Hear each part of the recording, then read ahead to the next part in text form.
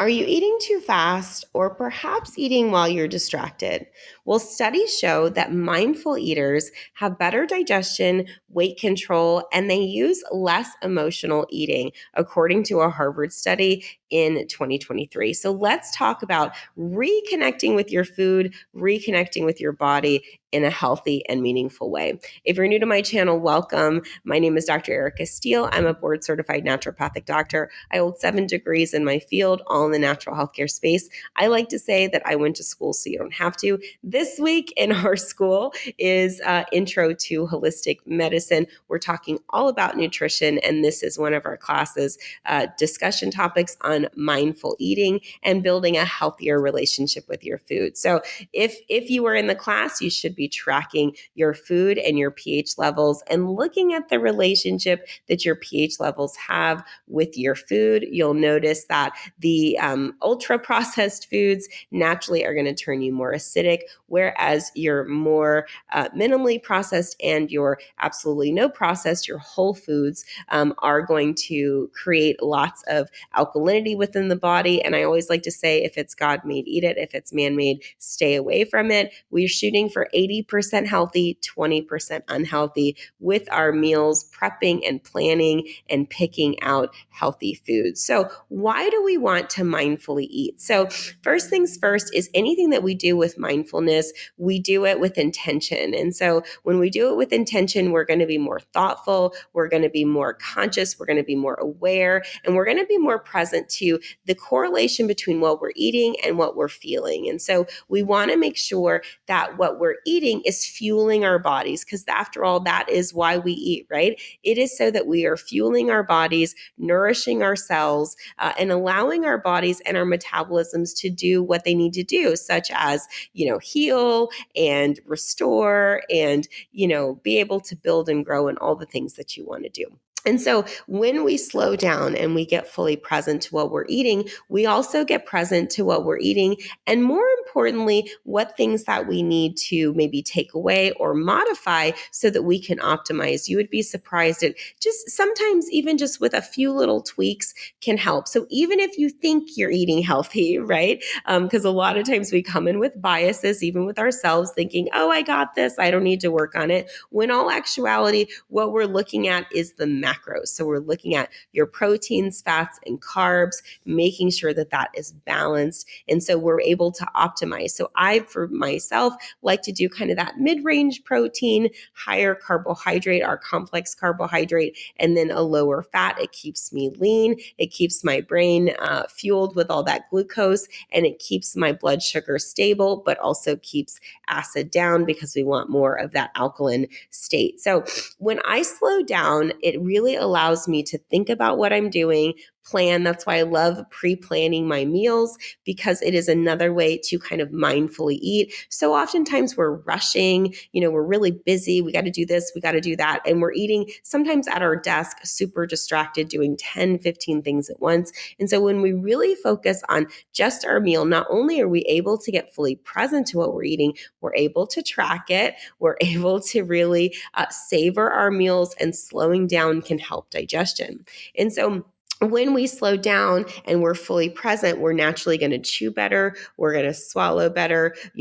Our nutrients are going to assimilate and break down better. And so when we're eating without all those distractions, we keep our nervous system relaxed. Our cortisol is down. So not only that, our hormone and our nervous system is also in alignment when we're eating. So we're going to have optimal digestion when we're not in a stress state. If we're in a hyper stress state, if we're like, oh my gosh, I've got to eat this really quick so I get to this, we're not going to be eating and optimally. In fact, a lot of that nutrition is not going to be fully digest. It's going to be partially digest because the brain thinks the body is being chased by a tiger. And so we want to have more of a relaxed state when we are eating. We want to have our meals planned. So that's why in our morning flow class, we plan our meals, we put that in, we structure it so that we know what we're going to eat.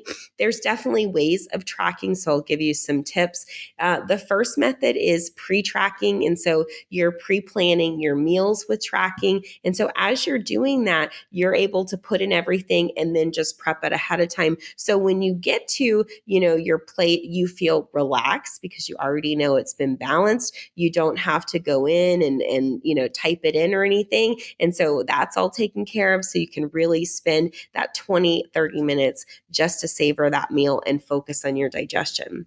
Another tip for your tracking is to do it while you're eating. So while you're doing that, you're really practicing that mindfulness. So as you're eating, you're stopping, you're getting present. How many cups of this? How many teaspoons of this? Okay, where's my protein? Where's my carb, etc. And then as you are, writing those down and you're tracking it, you're really getting present to the nutrients. You're like, okay, where's my vitamin A coming from? And where's my vitamin E? And where's my, my antioxidants. You can really get super creative with that, where you connect with your food.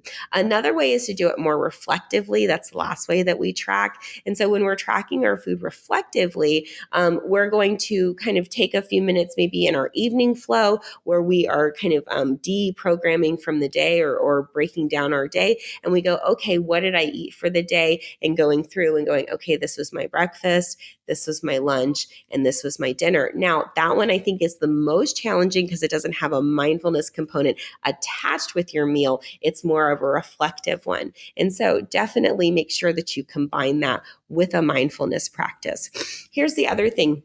You also want to connect with your body throughout the day, connecting with when it feels like when your blood sugar is in balance, when you've eaten, maybe too much fat. I know I can tell when I've had a little bit too much of that, or if I tell that my, blood sugars are going up and down, or if I'm really hungry. So I don't want to get into and I don't want to overfill myself either. So I really like to, wake up, drink water, drink tea, fast in the morning, then break fast with nice protein, eat that, then, drinking more tea and water, and then eating every couple hours, grazing, so that I'm getting the adequate amounts of calories and the adequate amounts of nutrition that I need for the day. So I'm listening to my body and I'm responding. And then also I'm conditioning my body by using tools like intermittent fasting or using tools, just simply macro calculating, so I make sure that I'm having the nutrition that I need.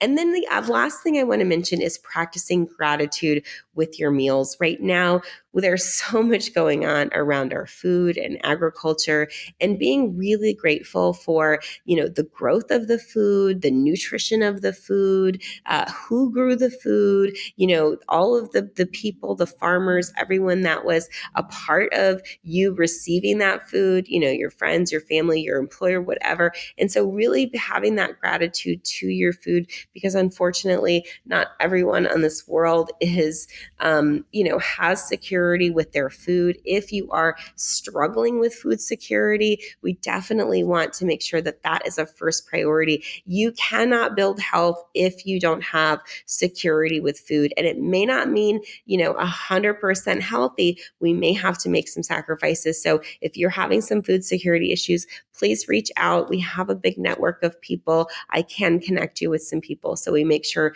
that you at least have nutrition so that you can be able to eat healthy, right? So that's also part of not ignoring, not checking out, but really facing, what your needs are and then working towards those. So if you are an intro to holistic medicine or you want to register, you can click the link in the bio, scroll down and fill out the form, and away we go. All this week, we are discussing mindfulness around eating. We're discussing nutrition as a whole, and we're discussing really how to break through those barriers for metabolic health. We're looking at our pH levels and tracking and really getting super deep into our nutrition. So definitely comment in your discussions about mindfulness and about mindful eating and what you're discovering with your meals. I'd love to hear from you.